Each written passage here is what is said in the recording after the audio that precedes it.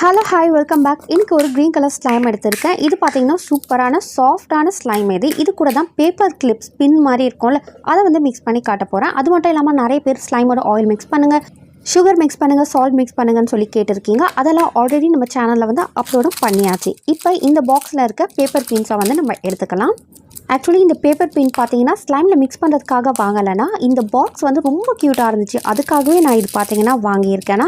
So இப்போ கொஞ்சம் எடுத்து நம்ம இதில் ஆட் பண்ணி மிக்ஸ் பண்ண ஸ்டார்ட் பண்ணலாம். இது வந்து அப்சப் ஆகுதா இல்லை கீழே விழுதான்னு சொல்லிட்டு நம்ம பார்க்கலாம்.